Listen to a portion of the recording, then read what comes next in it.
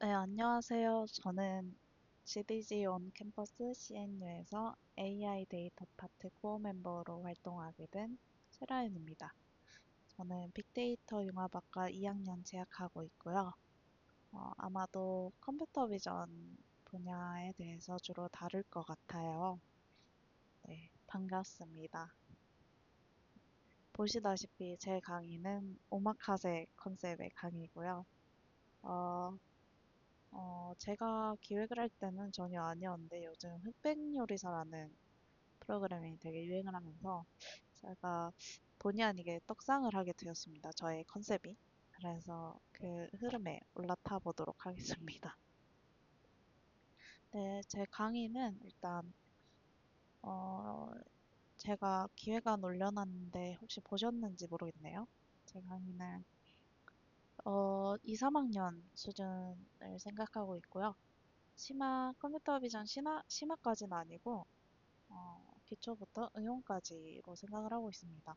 컴퓨터 비전 자체가 조금 어려워가지고 심화까지 하려면은 한 3, 4학년 정도로 해야 되는데 그렇게 저도 일단 그 정도 수준이 되려면 공부를 더 해야 되고 여러분들도 차근차근 해보시면 좋을 것 같아서 이렇게 계획을 짰어요. 아마도 강의 내용은 기획안 보시면 될 것 같고 어, 영상 같은 경우는 제가 웬만하면 좀 최대한 조금 줄여보려고 할 것 같아요. 1시간 내외 정도로 생각을 하고 있는데 영상에서는 거의 개념 위주로 다룰 거고 코드는 별도로 첨부를 할 예정입니다. 제가 1시간 내외로 생각을 하는 이유는 제가 귀찮아서는 절대 아니고요. 어차피 그 1시간을 하나, 1시간 반을 하나, 제가 드리는 시간과 노력은 비슷하게 많기 때문에 그거는 절대 아니고 제가 코드를 첨부할 거라고 말씀을 드렸는데 코드의 그 마크다운 형식으로 제가 설명을 되게 자세하게 해놨어요. 그걸 보면서 공부를 하시면 될 것 같아요. 왜냐하면 저는 남이 공부하고 남이 강의하는 거를 계속 봐봤자 일단 이 분야는 본인이 하는 게 본인이 공부하고 자습하고 코드를 쳐보면서 한번 감을 익히는 게 중요하다고 생각을 해서 일단 그렇게 생각을 했고요. 그리고 여러분들도 이렇게 너무 길면은 영상이 그 집중력이 좀 안 좋아지잖아요. 저도 그렇거든요. 저는 영상을 긴 걸 잘 못 봐요. 그래서 좀 최대한 임팩트 있게 농축을 해서 한번 알려드리도록 하겠습니다. 이번 달에는 아마도 완전 개념을 소개하고 완전 기초 개념 다루는 거여서 어려운 거는 없을 것 같고요. 뭐지?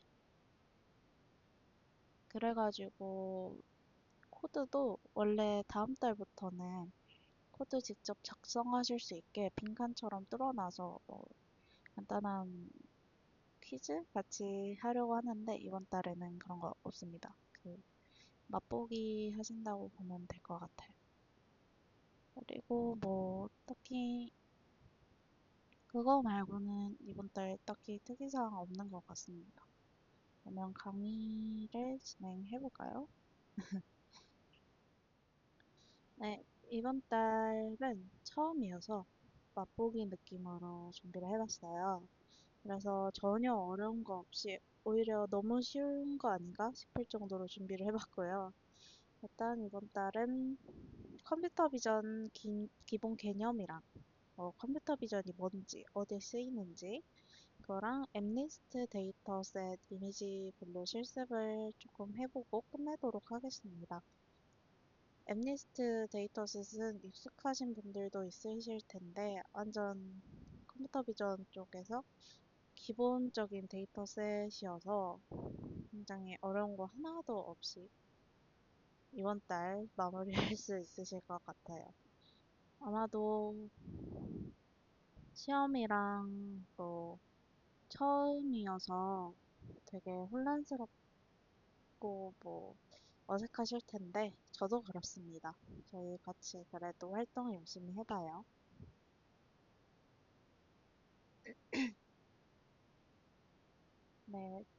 오늘의 코스는 에피타이저, 본식, 후식으로 구성이 되어 있고요. 전담 셰프는 저입니다. 네, 식전 음식으로는 입맛을 돋울 수 있는 상큼한 컴퓨터 비전 기본 개념을 준비해봤습니다. 컴퓨터 비전 기본 개념을 식전으로 먹고 본식 들어가도록 하겠습니다. 컴퓨터 비전. 컴퓨터 비전이 도대체 뭘까요? 제 주변 친구들을 보면 컴퓨터 비전이 뭔지 잘 모르는 친구들이 굉장히 많습니다. 뭐, 자연어 처리라고 하면은 뭐, 문자랑 음성, 이런 거 다루는 걸 것 같고. 근데 컴퓨터 비전은 약간 생소하다? 이런 느낌인 것 같아요. 컴퓨터 비전은 인간의 시각을 흉내내는 컴퓨터 프로그램입니다. 그 인간의 시각, 저희 눈을 흉내낸다는 거죠. 그래서 눈의 특징과 컴퓨터 비전이 해결해야 할 업무들이 연관이 아주 깊어요. 그래서 그냥 컴퓨터의 눈이라고 생각하시면 돼요. 컴퓨터 비전이라는 게. 그래서 직역하면 컴퓨터 비전, 컴퓨터 시야 이거잖아요. 그래서 컴퓨터 비전은 굉장히 중요한 요소예요. 인공지능에서는.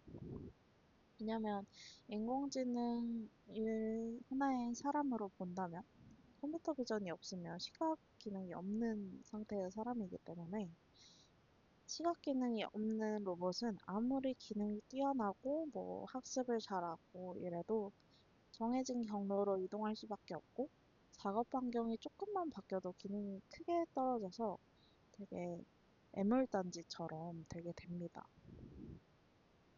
그래서 굉장히 중요합니다.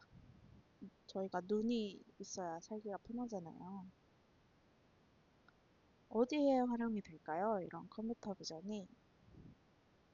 컴퓨터 비전은 굉장히 활용되는 데가 많습니다. 왜냐면 저희 그 눈을 막 책 보는 데만 눈을 쓸 거야. 공부하는 데만 눈을 쓸 거야. 이러진 않잖아요. 그래서 거의 모든 분야의 컴퓨터 비전이 쓰인다고 보시면 되는데, 일단 대표적인 거 4개만 가져와 봤고요. 첫 번째는 농업 분야에 되게 많이 쓰여요. 예를 들어서 소나 돼지 축사가 있으면 그 축사 주인분이 계속 거기에서 막 애들을 볼 수가 없잖아요. 그래서 카메라를 설치해 놓고 모니터링을 한다든가 뭐 아니면 양파나 마늘을 재배하는데 뭐 잘 크고 있는지 확인을 한다든가 이런 거를 다 컴퓨터 비전이 농업에 기여를 하고 있다라고 보시면 될 것 같고요. 그리고 의료 분야에서도 굉장히 많이 쓰입니다. 의료 분야가 이미지나 영상이 되게 많이 쓰잖아요. 엑스레이라든가 MRI라든가 이런 거에서 되게 많이 쓰이는데 엑스레이나 뭐 MRI 같은 사진, 영상을 보고 질병을 진단하거나 뭐 암세포나 다른 세포 이런 걸 보고 이게 무슨 세포인지 본다든가 구조를 파악한다든가 이런 애들은 이런 공통된 구조가 있구나 이런 걸 파악하는 게 의료에서 컴퓨터 비전이 쓰이는 예시라고 보시면 될 것 같아요. 그 다음에는 도로 분야에서도 쓰이는데 그 교통 분야 잘못 말했어요. 그래서 저희 다들 테슬라 아시나요? 한때 좀 오래되긴 했는데 테슬라가 한번 부음이었잖아요. 그 테슬라가 뭐 하는 회사인지 다들 아시죠? 그 자율주행 자동차 만드는 회사잖아요. 그 자율주행 기술도 컴퓨터 비전이 쓰입니다. 컴퓨터 비전을 통해서 도로 상황을 인식하고 뭐 주차 관리를 하고 자율주행을 하는 기술을 만드는 거예요. 그래서 교통 분야에서도 되게 많이 쓰이고 보안 분야에서도 되게 많이 쓰입니다. 저희 원래 예전에 그 막 터치폰 그럴 때 너무 옛날인가? 그 스마트폰 초창기까지만 해도 그냥 비밀번호로 잠금을 뽑았잖아요. 근데 요즘은 홍채 인식, 뭐 얼굴 인식, 페이스 아이디 이런 걸로 점검을 풀 수가 있는데 이것도 컴퓨터 비전이 쓰이는 거라고 보시면 될 것 같아요. 되게 많이 쓰이지 않나요? 그래서 되게 사용도가 높고 도메인이 다양한 학문이라고 보시면 될 것 같아요. 컴퓨터 비전이 참 어려운 학문인데요. 왜일까요?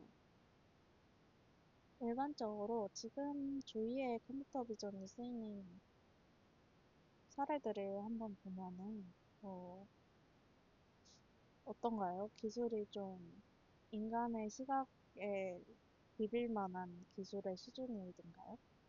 그건 아무래도 아니겠죠. 그래서 일반적인 환경에서는 인간의 시각에 비하면 훨씬 뒤떨어지는 상태입니다. 현재로서는. 근데 그럴 수밖에 없는 게 저희 세상을 약간 철학적인 주제일 수도 있는데 세상을 생각해 볼까요? 그 낮과 밤이 있고 뭐 원자도 있고 엄청나게 큰 우주도 있고 이렇게 되게 스펙트럼이 넓잖아요, 세상에. 그리고 새로운 것들이 끊임없이 연구되고 개발이 됩니다. 그래서 이런 변화들을 포착하고 알고리즘을 만드는 게 매우 어렵습니다. 딥러닝 이전에는 그 규칙 기반 알고리즘을 사용했었는데 그 규칙 기반 알고리즘은 말 그대로 규칙 기반이니까 규칙을 인간이 만들어서 그 학습을 시켜야 돼요. 그러면은 규칙을 만들어내는 게 굉장히 어렵겠죠. 저희가 언제 이걸 다 규칙을 개발하고 하겠어요. 그래서 굉장히 어려웠어요. 근데 지금은 그래도 그나마 딥러닝이랑 요즘 빅데이터 시대잖아요, 또. 그래서 데이터가 굉장히 많아서 이런 점에 대비를 하고 있긴 하지만 아직도 여전히 국한되고 뒤떨어지는 상태입니다. 그리고 컴퓨터는 저희는 그냥 영상이나 사진을 보면은 물체를 보면 그냥 이미지나 영상으로 인식이 되잖아요. 그 자체로. 근데 컴퓨터 같은 경우는 저희가 뭐 GPT한테 사진을 보여주면서 이거 사진 분석해줘 이렇게 하면은 GPT는 그거를 사진으로 인식을 하는 게 아니라 숫자로 된 배열로 보는 거예요, 걔는. 그래서 컴퓨터가 읽는 건 0과 1의 숫자에 불과한 배열입니다. 그렇다 보니까 뭐 어두움과 밝기, 명암이라든가 채도, 뭐 사진의 특징을 표현하는 게 단순하지가 않아요. 그래서 이렇게 아직 약한 수준, 이렇게 그 제한된 환경에서 특정한 가업을 맡아 높은 성능을 발휘하는 인공지능을 약한 인공지능이라고 해요. 그래서 아직까지는 현재 수준은 약한 인공지능에 불과하다라고 보시면 될 것 같고, 그럼 강한 인공지능도 있냐? 강한 인공지능도 있어요. 강한 인공지능 같은 경우는 종합적인 지능을 발휘하는 인공지능을 말하는데, 약간 그냥 하나의 인간 같은 인공지능을 말하는 거라고 보시면 될 것 같아요. 그래서 그 아이언맨 같은 거 보시면 아이언맨 로다주 비서 있잖아요. 비서 AI. 그 친구가 그 강한 인공지능 선배예요. 대선배입니다. 그래서 그런 걸 강한 인공지능이라고 하고 아직 보면 그렇게 예시를 드니까 아직은 멀었다는 게 좀 느껴지시죠? 그래서 아직까지는 멀었지만 그래도 열심히 목표를 향해서 달려가고 있다라고 보시면 될 것 같아요. 딥러닝의 각 분야는 태스크를 가집니다. 컴퓨터 비전도 또한 풀어야 할 문제, 태스크를 가지고 있어요. 비전 같은 경우는 분류, 검출, 분할, 추적, 행동 분석 같은 태스크를 가지고 있는데요. 일단 분류는 클래시피케이션이라고 하고요. 저희 요즘 뭐 TV 같은 거 보면은 마음에 드는 물건이 나오면 그냥 구글이나 네이버 렌즈로 찍어가지고 검색하면 다 나오잖아요. 그런 것처럼 물체를 인식하고 이게 어떤 분류에 해당되는지 이거 클래시피케이션 해주는 그런 태스크입니다. 그래서 저희가 이번에 할 엠니스트 손글씨 분류도 여기에 해당된다고 볼 수 있어요. 그리고 두 번째는 디텍션, 검출 태스크입니다. 사진에서 특정 물체를 오르는다고 되어 있는데 자율주행 자동차 같은 경우는 카메라를 통해서 카메라에 있는 영상이나 사진을 통해서 어떤 물체가 있는지 감지를 하고 그 물체를 피해서 가야겠죠. 갔다가 박으면 안 되잖아요. 앞에 차가 있는데. 그러면 성능이 완전 꽝이겠죠. 그래서 그런 거를 하려면 앞에 뭐가 있는지 인식을 해야 돼요. 그래서 디텍션을 해야 됩니다. 그럴 때 쓰이는 게 그런 거랑 비슷한 느낌의 태스크를 디텍션이라고 하고요. 그리고 세 번째는 분할, 세그멘테이션이 있습니다. 그 암세포 같은 거, 이 세그멘테이션은 메디컬에서 좀 많이 쓰인다고 알고 있는데 암세포 같은 거 사진을 보시면 되게 뭐 약간 지금 상상되는 그 이미지가 있으실 거예요. 거기서 그 암세포의 엣지, 그 경계를 구분을 해가지고 특정 암세포를 딱 잘라서 봐서 연구를 하고 싶은데 그거를 하는 게 분할이라고 보시면 될 것 같아요. 세그멘테이션.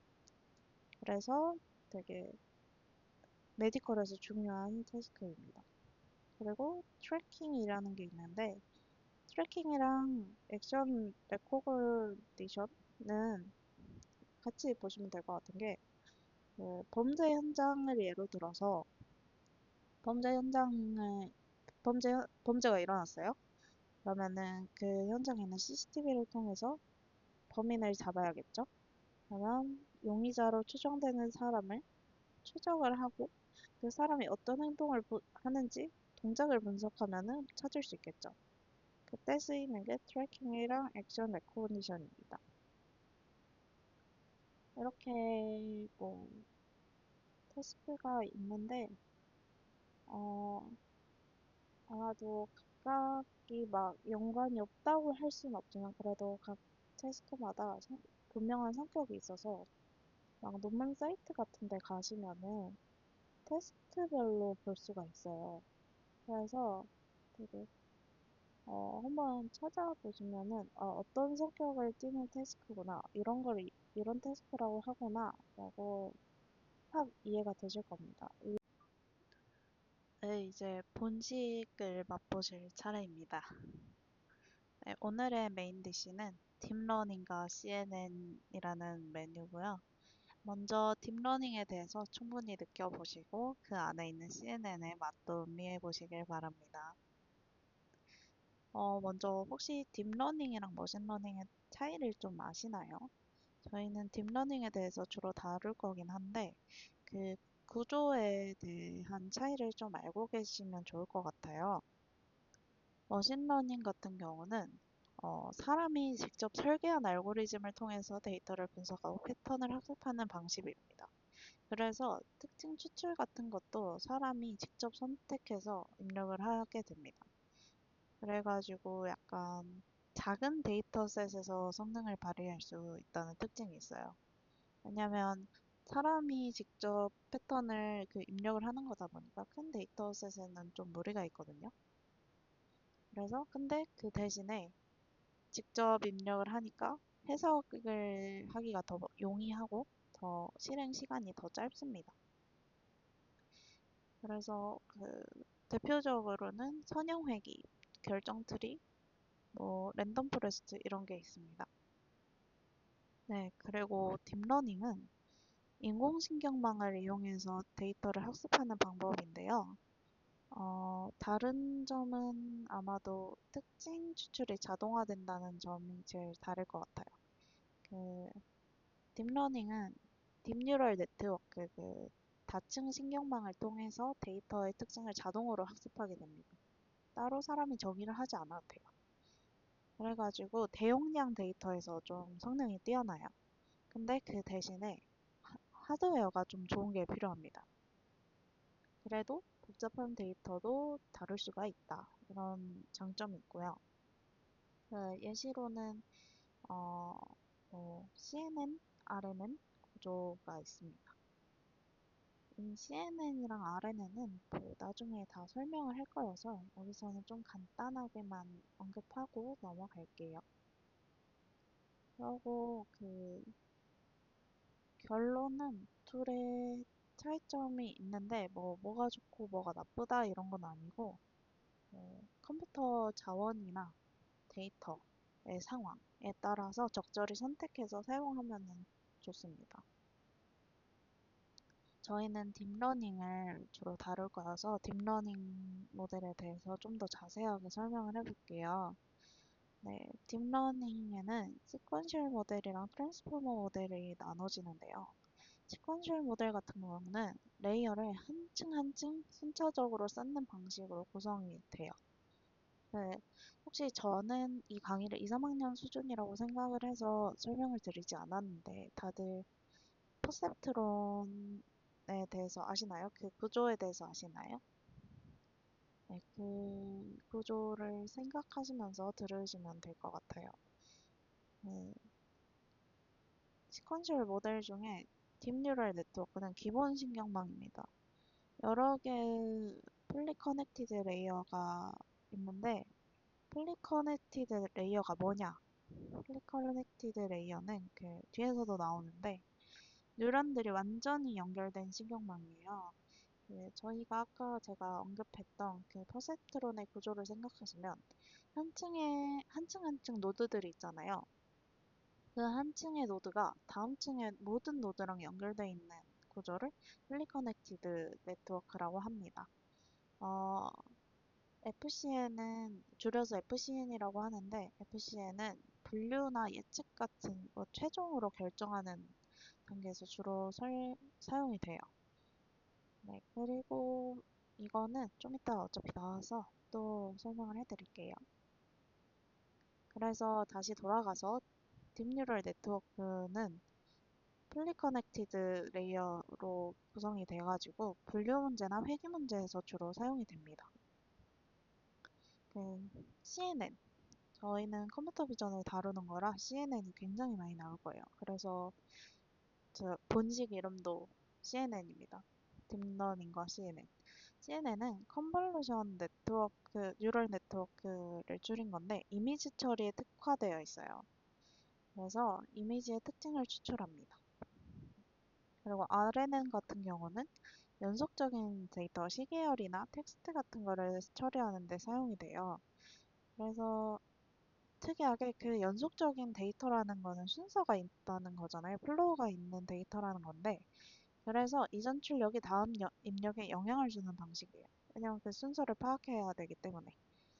그래서 자연어 처리, NLP나 음성인식, 기계번역 등에서 많이 사용이 됩니다. 그리고 나머지는 뭐 조금 나중에 설명을 드리고 트랜스포머 모델도 있는데요. 딥러닝 모델 중에 트랜스포머는 아까 그 시퀀셜 모델은 차례대로 한 층 한 층 학습을 했다면 트랜스포머는 순차적인 처리 대신에 병렬 처리를 통해서 효율적으로 학습을 하는 구조입니다. 대표적으로 구글의 버트랑 오픈 AI의 GPT가 있는데 이게 병렬 처리라는 게 버트 같은 경우는 양방향으로 문맥을 학습해요. 버트가 그 NLP 모델이거든요. 그래서 앞뒤 그 텍스트의 앞뒤 정보를 다 참고해서 문장을 처리합니다. 그래서 그러면 앞뒤 문장을 처리하면은 텍스트를 분류하거나 뭐 질의응답을 하는 거 이런 거에 특화가 되어 있겠죠. 그리고 GPT 같은 경우는 저희가 그 쓰는 챗 GPT 그 친구예요. 그 친구도 다음 단어를 예측하는 방식으로 언어 생성에 특화되어 있는 모델입니다. 근데 지금은 간단하게 언급할 거여서 그렇게 자세히는 설명 안 드릴 건데 그냥 트랜스포머 모델이 요즘 성능이 좋다. 그리고 되게 그 여기에서 제가 언급한 버트랑 GPT 이 친구들은 언어 모델에 되게 특화가 돼 있고 문맥 파악을 잘한다. 이렇게 생각을 하시면 될 것 같습니다. 저희는 오늘 그게 중점이 아니기 때문에 넘어가도록 할게요. 저희는 CNN에 대해서 오늘 좀 설명을 자세히 드릴 건데요. 어, 앞으로 강의에서도 그날그날 다루는 개념들에 대해 설명을 먼저 하고 코드를 보는 식으로 갈 거예요. 그래서 오늘은 CNN에 대해서 다루도록 하겠습니다. CNN은 컨볼루션 뉴럴 네트워크예요. 이미지 데이터를 특성을 한번 생각을 해볼까요? 이미지는 뭘로 구성이 되어 있죠? 픽셀들로 구성이 되어 있어요. 그래서 일반적인 신경망, 아까 말했던 FCN, Fully Connected Network는 그 이미지의 공간적인 구조를 제대로 학습하지 못합니다. 왜냐면은 뭐 이미지에는 모서리도 있고 경계선도 있는데 그 패턴을 효과적으로 학습하지 못하면은 그건 좀 성능이 많이 떨어지겠죠. 그래가지고 CNN 구조라는 게 나오게 돼요. CNN은 어떤 걸로 구성이 되어 있냐면 일단 컨볼루션 레이어 층으로 구성이 되어 있습니다. 이 층은 합성 곱층이라고 하는데요. 이미지에서 특징을 추출합니다. 이게 특징을 추출하는 방식이 좀 특이한데 필터가 있잖아요. 필터라는 게 저희 사진 찍을 때 쓰는 그 필터 맞거든요. 그 필터가 있어가지고 이미지 위에서 걔가 막 옮겨 다녀요. 움직이면서 픽셀 그룹에 대한 합성 곱 연산을 수행합니다. 그래서 그것을 통해서 중요한 특징을 추출하는 방식인데 너무 어렵게 이해하진 않으셔도 되고 그냥 쉽게 말해서 이미지가 있으면 저희가 그 이미지를 자세히 보려고 돋보기 같은 걸 쓰잖아요. 이미지가 있는데 더 자세히 보고 싶어. 이러면 돋보기로 자세히 보잖아요. 그래서 자세히 보면서 아, 여기가 경계선이구나. 여기가 뭐 모서리구나. 이런 걸 알 수가 있잖아요. 그래서 그냥 그렇게 생각하시면 될 것 같아요. 합성곱 연산 이런 거는 저희는 코드랑 모델 구조 파악이 우선이어서 막 수식 같은 거는 안 다룰 거고요. 그런 거는 뭐 따로 궁금하시면은 책 사서 공부하시면 될 것 같아요. 아까 컨볼루션 레이어에서 중요한 특징만 추출을 했었잖아요. 근데 그 다음 단계가 풀링층인데 이미지의 크기를 줄이면서 중요한 정보만 남게 됩니다. 왜냐면 이미지 큰데 물론 그 정보를 다 가지고 있으면 좋겠죠. 근데 그것도 한계가 있어요. 너무 많으면 이게 좀 효율적이지가 않습니다. 그래서 이미지 크기를 줄이되 아까 그 돋보기를 보면서 아 여기는 뭐고 여긴 뭐네 라고 했던 그 중요한 엑기스만 남기는 단계예요. 그래서 맥스플링이라는 걸 쓰는데 맥스플링은 이름 보면 딱 약간 감이 오듯이 작은 영역이 있는데 거기서 가장 중요한 값, 최대값을 선택해서 그것만 남겨놓는 그런 과정입니다. 그래서 플링을 통해 큰 이미지를 작은 형태로 압축하더라도 중요한 정보, 가장 중요한 맥스플링, 거기에 정보만 남는 그런 방법이에요. 그래서 더 효율적이라고 볼 수 있겠죠? 그리고 아까 잘못 넘겼던 플리 커넥티드 레이어로 구성이 되어 있습니다. 어, 저희가 컨볼루션 레이어 그리고 플링 레이어를 거쳐서 중요한 특징이 추출이 되어 있잖아요. 그러면은 저희가 그것을 기반으로 최종적인 예측을 해야 돼요. 분류기 역할을 한다고 생각을 하시면 될 것 같아요. 저희가 만약에 그,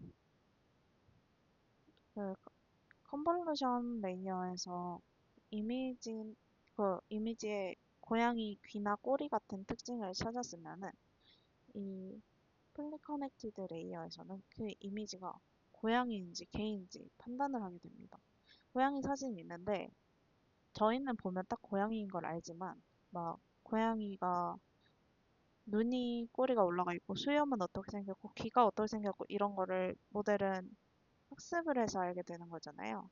근데 그거를 보고 아직은 고양이인지 몰라요. 아, 이런 특징이 있구나 하는데 이 플리 커넥티드 레이어에서 아, 이런 특징이 있으니까 얘는 고양이다. 얘는 강아지다. 이렇게 분류를 해주는 거라고 생각을 하시면 될 것 같아요.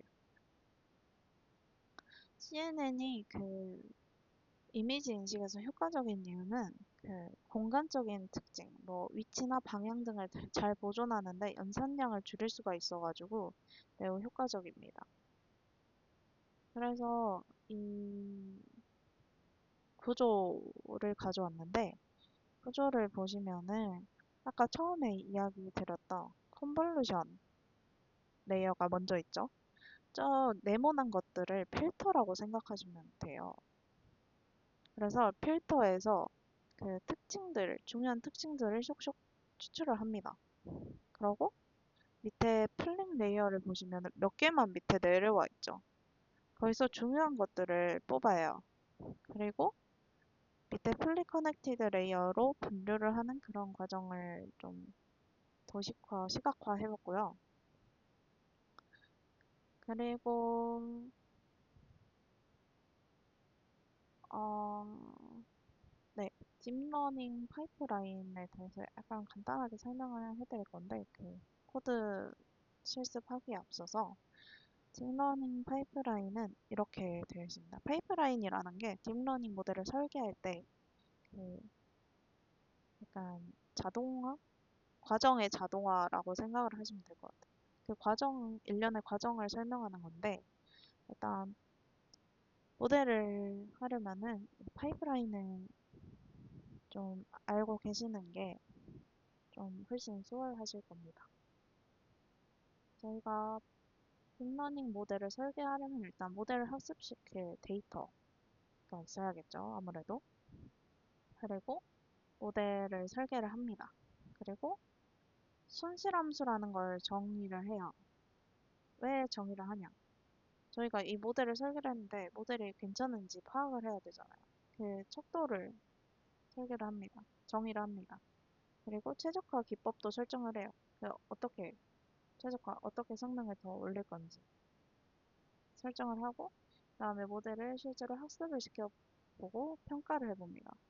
그리고 평가된 그 결과를 바탕으로 손실함수 결과를 보고 최적화를 한다. 이런 튜닝들을 거쳐서 결과를 뽑고 거기에 대해서 분석을 하는 그런 과정으로 이어집니다. 네, 여기까지가 네, 본식이었고요. 좀 생소한 개념들이실지는 모르겠네요. 그냥 좀 기초적인 거여서 그렇게 자세히 다루진 않았는데 혹시 궁금한 거 있으시면 따로 공부해 보시거나 저한테 질문 남기시면 될 것 같아요. 네, 이제 후식을 드실 차례인데요. 후식으로는 엠니스트 데이터셋이 뭔지, 그리고 이번 달 맛보기 실습까지 한번 다뤄보도록 하겠습니다. 먼저 엠니스트 데이터란 무엇이냐? 엠니스트 데이터는 0부터 9까지의 손글씨 숫자 데이터 이미지 데이터로 이루어져 있습니다. 각각의 이미지는 28 x 28의 크기의 흑백 이미지인데 여기서 28 x 28이라는 거는 픽셀이 가로 세로 28개씩 있다. 이렇게 생각을 하시면 될 것 같고요. 그리고 흑백 이미지예요. 그 흑백 이미지라서 채널이 하나밖에 없습니다. 원래 유색 색이 있는 이미지 같은 경우는 거의 보통 RGB 3개의 채널로 되어 있는데 흑백 이미지라서 채널이 하나고요. 그리고 각 픽셀은 0에서 255 사이의 값으로 표현이 됩니다. 여기서 0에서 255가 나타내는 거는 명도예요. 그래서 0에 가까울수록 어두운 색, 검정에 가까운 거고 25에 가까울수록 하얀색에 가깝습니다. 그래서 트레인 데이터는 6만 개가 있고 테스트 데이터는 1만 개가 있습니다. 실습을 할 때 그 이미지 전 처리를 해야 돼요. 모델에 이미지를 넣기 전에 데이터를 정교하는 노멀라이제이션 하는 과정을 거쳐야 됩니다. 여기서는 min, max 스케일러를 썼고요. 각 픽셀에 있는 값이 0에서 255라고 했잖아요. 그 값을 0에서 1 사이의 값으로 바꿔서 모델이 더 쉽게 학습할 수 있도록 도와줘야 합니다. 그리고 모델은 CNN을 썼어요. Convolutional Neural Network. 아까 배웠죠. CNN 사용했고, CNN은 그 데이터, 그 이미지 2D 데이터 처리하는 데 최적화되어 있어서 아마도 성능이 되게 좋을 것 같고요. 그리고 평가하는 방법은 정확도랑 F1 스코어를 사용했습니다. 여기서 컴퓨전 매트릭스가 있는데 컴퓨전 매트릭스는 모델이 잘못 예측한 부분을 시각적으로 보여주는 도구이고 각각의 숫자가 어떻게 예측됐는지 확인을 할 수 있어요. 그리고 F1 스코어는 정확도 그리고 재현율을 결합해서 평균을 냅니다. 그래가지고 정확도랑 재현율이 균형을 이루는지 평가하는 지표고요. 둘 중 하나가 낮을 때 이를 보완해주는 역할을 합니다. 그리고 데이터가 불균형하거나 사실 모든 데이터가 균형을 이룰 수는 없거든요. 그래서 정확도만으로는 성능을 평가하기 어려울 때 F1 스코어가 유용하게 씁니다. 간단히 말하면 모델이 얼마나 정확하게 그리고 골고루 예측을 잘하는지 보여주는 점수라고 생각하시면 될 것 같아요. 실습 코드를 여러분들이 실행을 시키셔야 되는데 사실 개인마다 로컬 환경은 너무 차이가 나서 로컬 환경에서 돌리면 이 컴퓨터에서 돌아가는 게 다른 컴퓨터에서는 안 돌아갈 수가 있거든요. 그래서 저희는 그 구글 콜앱이라는 기능을 사용을 할 거예요. 그 구글에서 제공하는 개발 클라우드 서비스 같은 건데 제가 링크를 걸어놨어요, 여기에. 여기 링크 가보시면은 구글 계정 로그인을 일단 하시고 여기 화살표 보이시나요? 그 뉴 노트북 여기 들어가시면은 사용하실 수 있습니다. 실행을 하실 수 있고 저도 콜앱으로 돌려서 아마도 에러는 거의 안 날 거예요. 그리고 실습 코드 같은 경우는 아까 말씀드렸듯이 마크다운에 자세한 걸 다 정리를 해놨고요. 혼자 실행하면서 공부해보시고 어, 오늘은 같이 중요한 부분만 집중해야 되는 부분만 같이 보겠습니다. 오늘은 맛보기고 다음 챕터부터는 스스로 코드를 작성해보는 부분을 따로 남겨놓을 거예요. 그래서 다음이 더 재밌을 겁니다. 이번에는 조금 그냥 실행만 시켜보시면 될 것 같아요. 네, 이제 실습 코드에서 주목하셔야 될 부분 설명드리겠습니다. 어, 손실함수로 크로스 엔트로피를 썼는데 크로스 엔트로피가 뭐냐? 근로 문제에서 자주 사용되는 손실함수인데요. 모델이 예측한 확률 분포랑 실제 정답 분포 간의 차이를 측정합니다. 다중 클래스 분류에서 많이 사용되고 예측 확률이랑 정답 레이블 간의 차이, 정답 레이블이라는 건 그냥 정답이에요. 차이를 계산하기 때문에 실제 값과 얼마나 가까운지를 나타낼 수 있어요. 뭐 예를 들어서 모델이 숫자 3이라고 예측했으면 예측값이 정답에 가까울수록 손실이 낮아지고 예측이 틀릴수록 손실값이 높아집니다. 그래서 정답 클래스에 가까운 확률을 높이도록 모델을 학습시키는 역할을 해요. 그래서 되게 중요합니다. 그리고 옵티마이저로 아담을 썼어요. 최적화 함수로 아담을 썼는데 경사하강법을 기반으로 한 최적화 알고리즘입니다. 경사하강법이 무엇이냐? 경사하강법 다들 아시나요? 경사하강법은 간단하게 말하면 손실함수의 값을 최소화하기 위해서 사용하는 최적화 알고리즘인데 그 가중치를 모델이 학습할 때 경사광법을 통해서 가중치를 업데이트하면서 손실을 줄여나가는 방식으로 동작을 해요. 그 경사광법은 손실 함수가 가장 작아야 어쨌든 예측을 제일 잘한 거잖아요. 그 최적의 지점을 찾아야 돼요. 혹시 2차 함수 생각해 보시면 제일 오목한 부분 있잖아요. 거기가 제일 낮잖아요. 거기가 최적의 지점이라고 생각하시면 될 것 같습니다. 근데 그걸 찾으려면 손실함수의 기울기를 계산을 해야겠죠?